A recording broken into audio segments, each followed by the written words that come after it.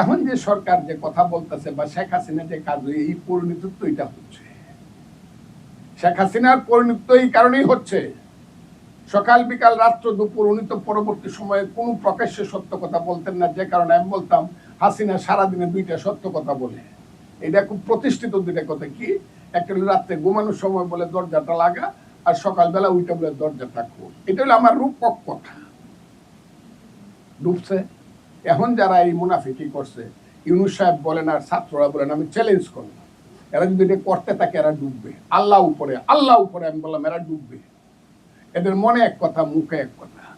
ইউনূস সাহেবের মনে মনে হইতো 29 সনের 31শে ডিসেম্বর পর্যন্ত যদি আমি থাকতে পারতাম, হাসিনার মেয়াদটা পাইতাম, 24 সনের মেয়াদ, যে ইলেকশনটা 7ই জানুয়ারি হয়েছে, এই মেয়াদটা আমি চাই।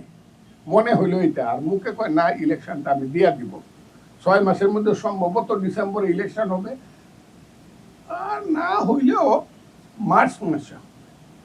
উনি জানে মার্চ মাসের রোজা, 26-এর ফুল মার্চ মাস রোজা, ফেব্রুয়ারি 15 থেকে মার্চের 15 পর্যন্ত রোজা, মার্চে ওটা হবে কি করে।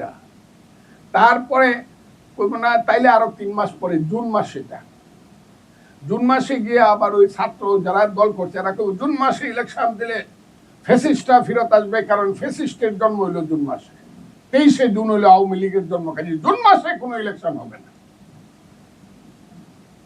ইউনূস বলল হ্যাঁ তুই তো ঠিক কথা বলছে, ফ্যাসিস্টের জন্ম, কাজে জুন মাসে কোনো ইলেকশন হবে না। আর জুলাই আগস্ট ইলেকশন হইতেই পারে না, এটা তো হইলো বিপ্লবের মাস। আর সেপ্টেম্বর অক্টোবর তো বৃষ্টি, তাইলে নভেম্বর ডিসেম্বর একটা আমরা চিন্তা করে দেখি ইলেকশনটা দেওয়া যায় কিনা। এইভাবে আজ দ্বিতীয়া, কাল তৃতীয়া, পরশু মঙ্গলবার। ছোটবেলা একটা সিনেমা দেখছিলাম, রাজ জাকার, ওই যে ওর নাম কি, ববিতার বড় বউ সুচন্দার একটা ছবি, এটাকে বেহুলা বলা হইতো, গান ছিল আজ দ্বিতীয়া, কাল তৃতীয়া, পরশু মঙ্গলবার। এই তারা আজ দ্বিতীয়া, কাল তৃতীয়া, পরশু মঙ্গলবার কইয়া এই ইলেকশনটাকে পিছায়া থাকবার চেষ্টা করব যতদিন পারে, কিন্তু মানুষ তাদেরকে থাকতে দিবে না। এই কথাটা আমি বললাম, বাংলাদেশের মানুষকে তাদেরকে থাকতে দিবে না। মানুষ কিন্তু বুঝে ফেলছে ইউনূস সাহেব কিন্তু সকাল বিকাল রাত্র দুপুর বিভিন্ন ধরনের কথা বলে। উনি যদি মহান মানুষ হইতেন, বড় মাপের কইজা যদি হইতো, উনি একা একা জাতিসংঘের মহাসচিব দেয় না, একদম নিজের বাড়ির বেয়ালা মেহমানের মতো উনি হতে যাইতেন না।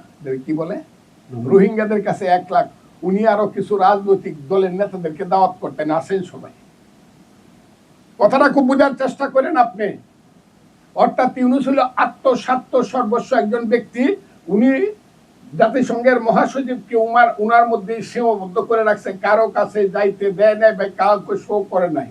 এমনকি যে ইফতার পার্টিতে 1 লাখ লোক রাখা হয়েছে, এখানে আরো 50 জন বিরোধী দলের নেতাকে দাওয়াত করা উচিত ছিল, যদি তার সেই উদারতা থাকতো, কিন্তু করে নাই। কারণ উনি হলো মনে মনে আছে যে মহাসচিবরে কয়া যদি 29 সন তাহন যায়।